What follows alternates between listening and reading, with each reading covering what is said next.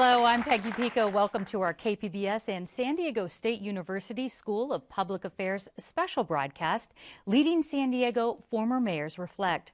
Joining us tonight are three former mayors of San Diego, Jerry Sanders, Roger Hedgecock, and former mayor, California Governor, and U.S. Senator Pete Wilson, and our studio audience. Thank you all for being here. We invited all of San Diego's former mayors, but Susan Golding, Dick Murphy, and Maureen O'Connor declined our request. And before we start our discussion, let's take a brief look back to when each of you were mayor of San Diego. Pete Wilson was elected mayor of San Diego in 1971. Wilson's plan for managing growth encouraged density in the city's urban core. He established San Diego's redevelopment agencies. And under Mayor Wilson's leadership, the city used public bonds and private investments to revitalize downtown, including the Gaslamp Quarter, building Horton Plaza, and the San Diego Trolley. Wilson was involved early on in pension reform, and while mayor, city employees withdrew from Social Security in exchange for lifetime health benefits. Wilson resigned as San Diego's mayor in 1982 after being elected to the U.S. Senate.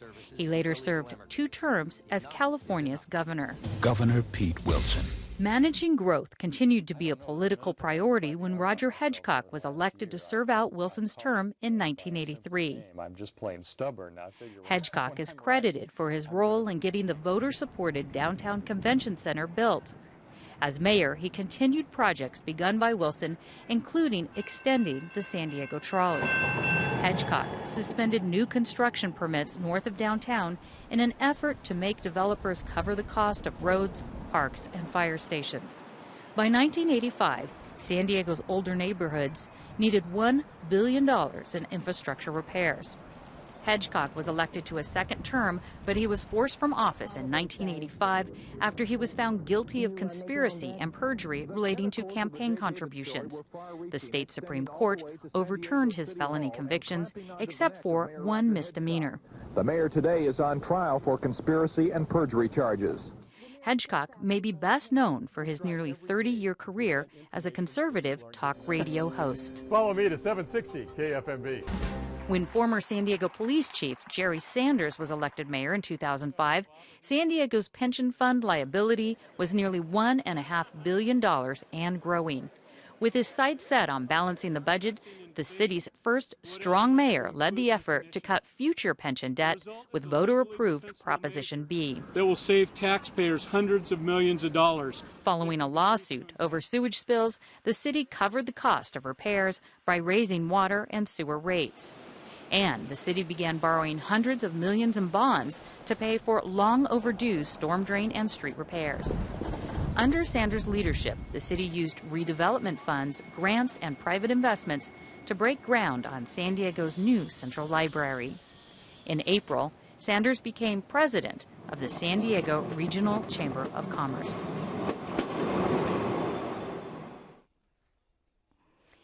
Now, from past to present, many of San Diego's challenges revolve around the 4 topics we're focusing on tonight: growth and development, infrastructure, our environment, and pensions.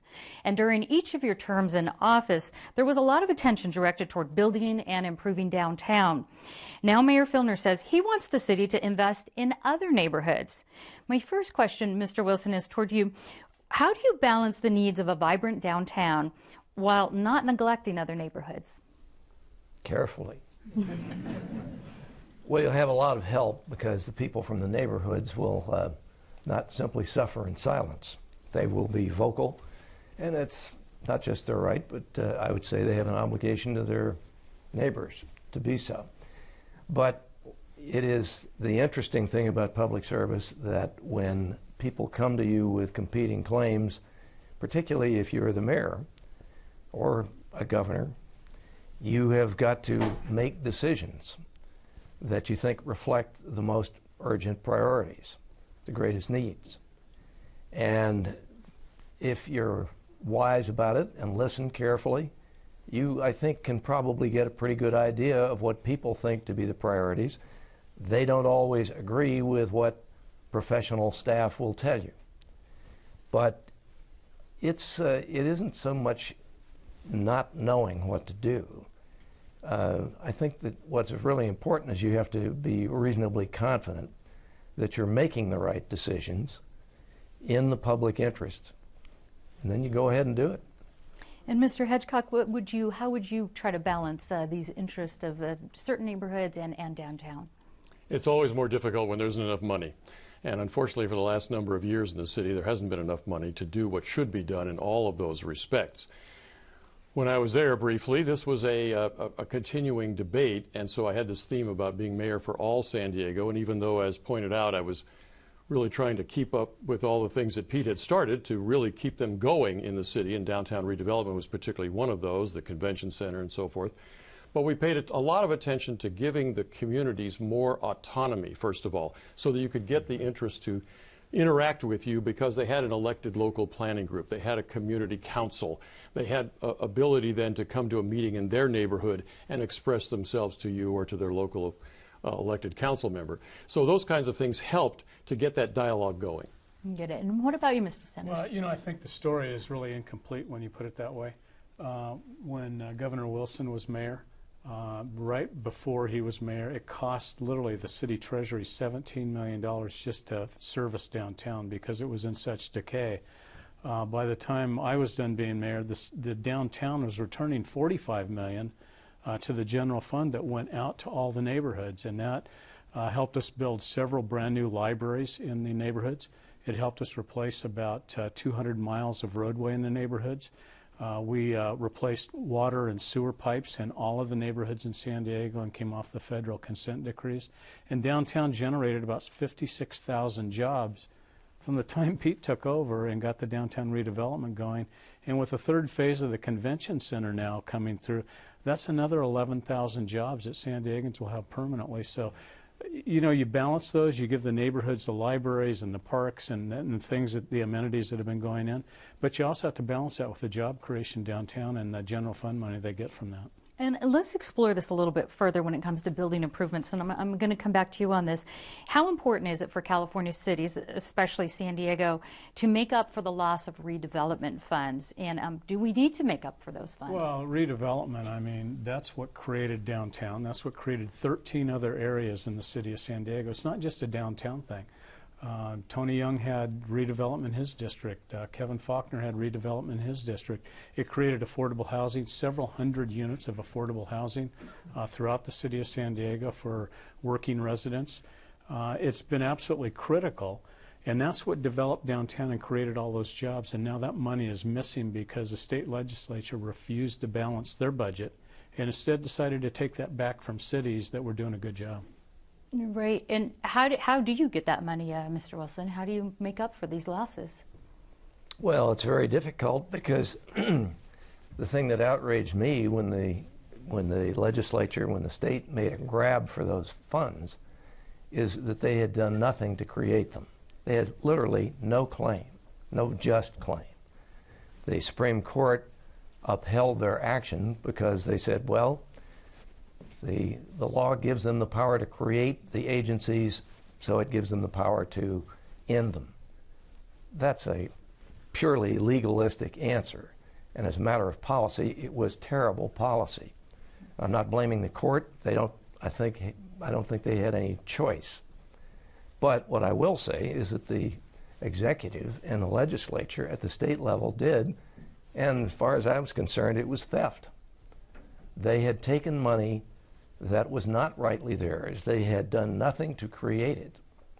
Okay. And the kind of thing, fortunately, they did it relatively late. Okay. I want to move on to another, but before I do, I want to let you answer this, Mr. Hedgecock. Do you have any ideas on, or any good advice on how we might be able to sequester some of these funds back? The state is not going to let the local municipalities have the leverage they had before. It's simply going away because of their incredible budget problems at the state level. So we're left with what we have left, and that's basically to come up with other ideas to induce private sector investment, as is happening now in a number of places, to come in and have a kind of atmosphere where they can substitute what we used to be able to do in priming the pump with the redevelopment money. So it's going to be much more difficult, and I think it's going to be much slower. Okay, I'm going to stay with you, Mr. Hedgecock, on this next question. We're moving on to infrastructure. How would you set priorities for improving infrastructure today if you were in the office? Be very tough because, again, the money is very tight now. And Jerry talked about all the good things he did, and it's absolutely correct in this last couple of years. Nonetheless, you look out at San Diego now and the potholes and the water. I just had a water breakup by my mom's house in Point Loma.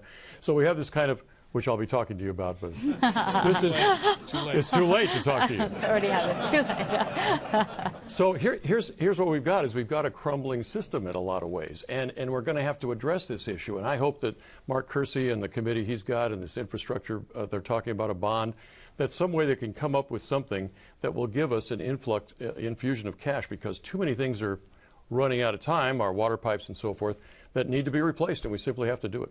And that's going to take money. So, Mr. Sanders, how do we get that money to help with our infrastructure? Well, you know, there was a plan in place, and I think it's a good plan, and I think it's been suspended this year, but into the budget for the 5-year plan, we programmed in about $100 million a year with a $7 million a year bond payment for each $100 million.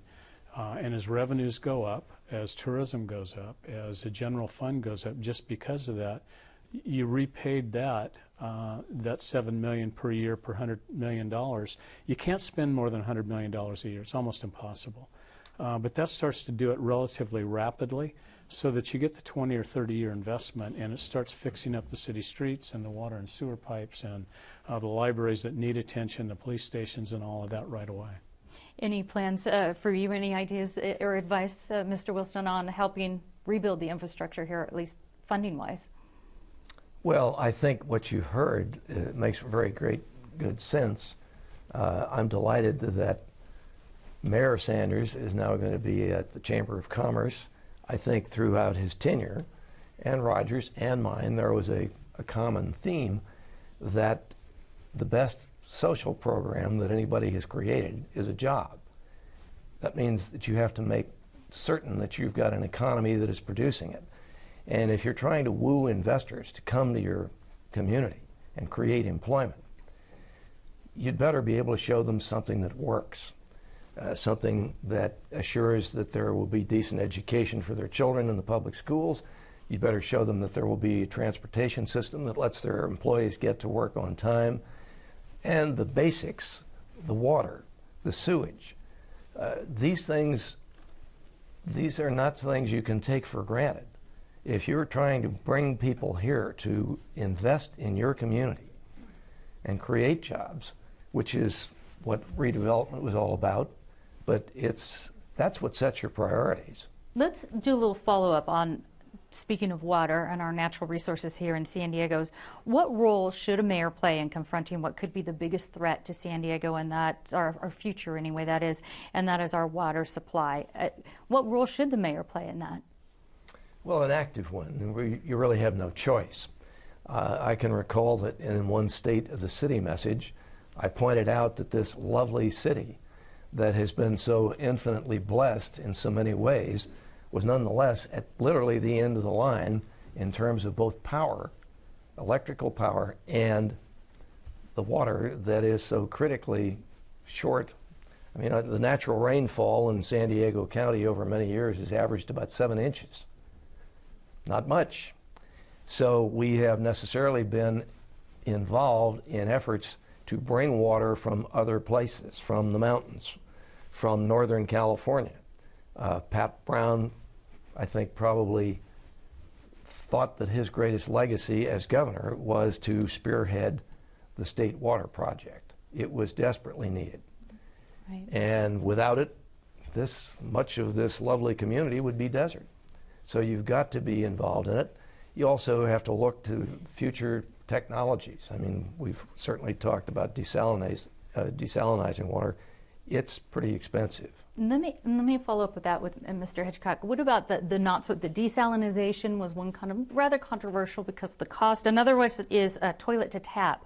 What do you think about these as alternatives for our future? Well, they have to be pursued. And Jerry Sanders was involved when the Poseidon Company was trying to get this thing in Carlsbad, and all the mayors in the county, because we've got to do something about the biggest water, the Pacific Ocean sitting off here. We might as well make use of it with the technology that is available. Toilet to tap is another matter, of course. It involves trusting the fact that government will every day, every minute of every day, produce potable water out of sewage water.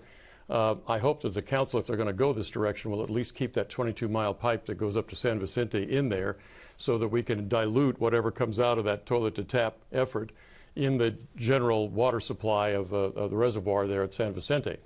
But it's obvious that the mayor of the city is at the end of the pipeline, literally, and has to be constantly concerned with what is the future water supply going to be. And I think that's every mayor going back to the 19th century. Mm-hmm. And your take on it? Well, you know, we work very closely with the County Water Authority, which is every water district in San Diego County, and I think that partnership's absolutely critical. But the city of San Diego also gets 10 votes out of 40, and so we really are able to help with the agenda. And I think we've done that pretty successfully as a city, going back a long ways in terms of convincing other people what we need. The desalination plant, it's expensive technology now, but that price goes down every year as water gets more expensive in other ways. New technology can replace parts of that, and that'll make that less expensive. Roger brought up the water reuse. I'm not supposed to use toilet towels. And I told people that... politically correct now, you know. You're out of office. I told people that was the most serious decision I would ever make as mayor. Because what you're doing is you're telling people that water's safe, and that's the reason we really relied on the Department of Health and Human Services, not Human Services, but the Department of Health for the state of California to come in and test and retest and retest and retest so that when that switch is actually flipped, that we know it's very safe water supply, and I think the council is very aware of that. And what we're really talking about here is sustainability as well. So, Mr. Hedgecock, how do you balance goals for an environmentally sustainable future with our region's business and economic interest? Well, we're well past the natural carrying capacity of San Diego County. When the Spaniards got here, maybe 30,000 Indians, that's about it.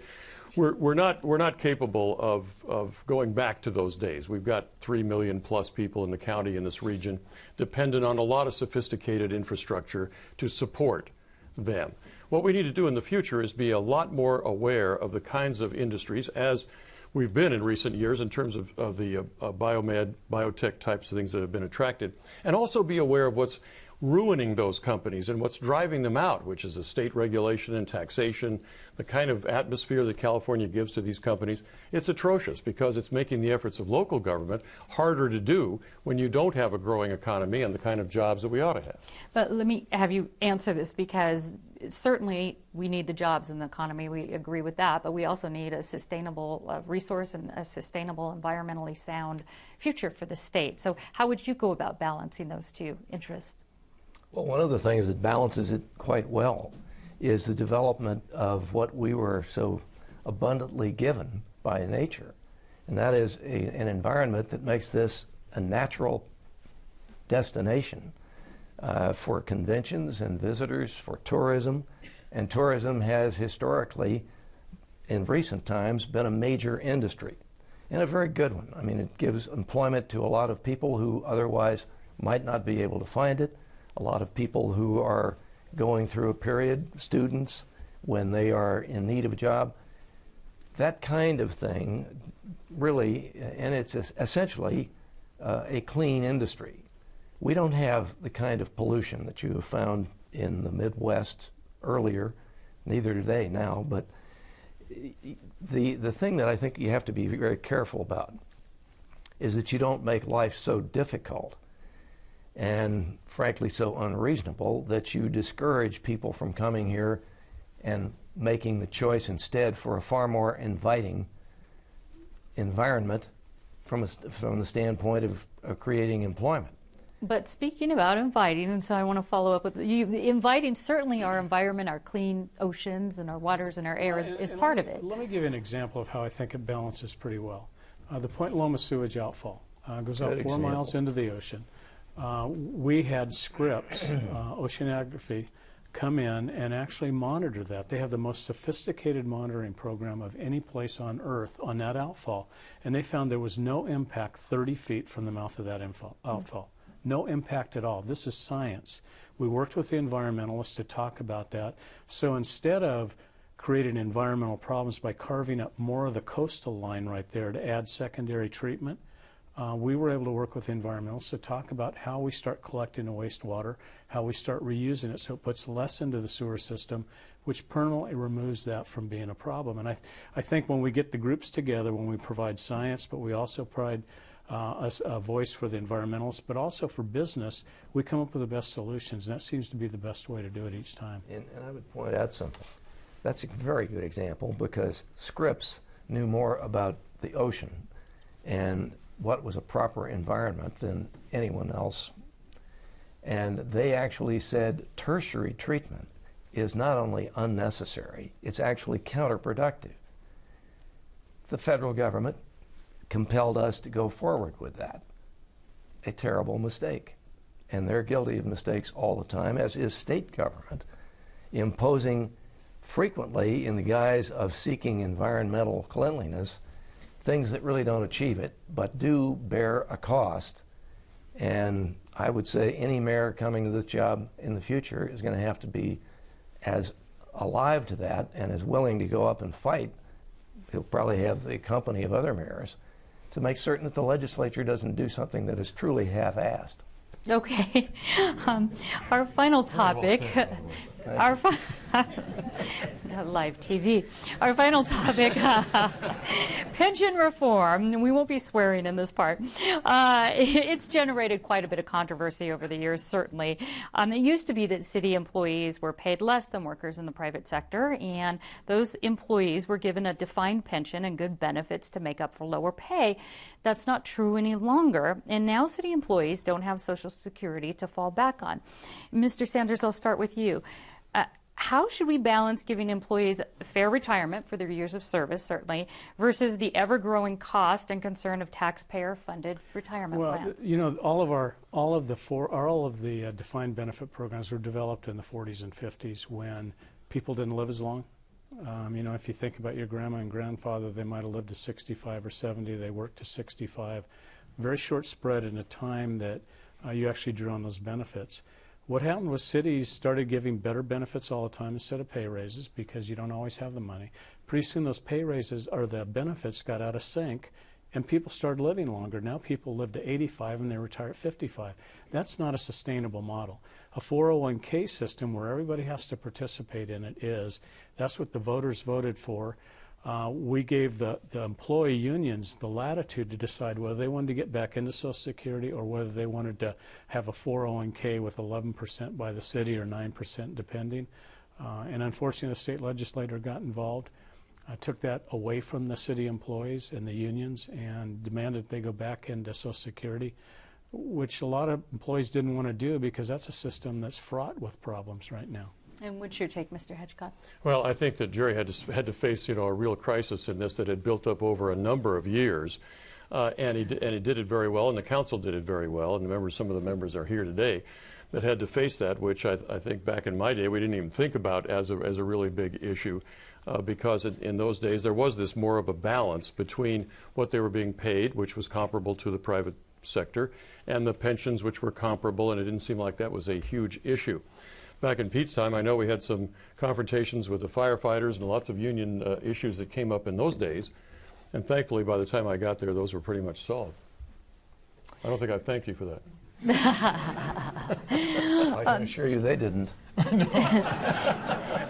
Mr. Wilson, just to go a little bit further on this, what are some of the benefits and drawbacks of outsourcing city jobs, if that is one possible solution? Well, when I was governor, one of the things that we tried to do was to launch an initiative that would have established as an operating procedure. First, finding out whether or not a claim on the state treasury was meritorious, where it ranked among the priorities, and then really deciding whether or not in-house people could do it as well or better, or whether someone who was in the private sector who was offering to do it for a fee could do it better. And we said, let the chips fall where they may. And whoever does it the best for the least cost should get the work. Okay, I think we want to wrap up here with, I'm going to ask each of you this, and I think I'll start with you, Mr. Hedgecock. What's the one thing you did as mayor that the mayor today should never do? should never do. Well, I have a list of those. I don't know how long do we have. No, I think that's just a question it's hard to answer, because you never want to say to your successor, this is a mistake I made, because it may be the right thing to do several years later in terms of holding up this or not doing that. I think I'm proudest of the convention center, and the convention center has continued to grow under subsequent mayors, and that I leave to subsequent mayors that have said that was a good decision, and we're going to build on it. Well, let's go with that turn then. Mr. Wilson, what's the one thing you're most proud of when you were mayor of San Diego? The interesting thing is that an idea that we had that I didn't get done, Roger did, and that is the convention center. I said, we are in a position to get far more out of tourism as an industry. My idea as to where it should be was not too good. He came up with a better idea. I'll give you one answer to the question, what should you never do? When I was running for re-election once, a man unfortunately, came to me we have just a few seconds left, so I want to give, I'm so sorry. We'll catch that in a bit. Your one thing you're most proud of. Well, I'm most proud of the relationship with council and the fact that the mayor and council worked together to solve the financial issues of the city, and we were at the brink of bankruptcy.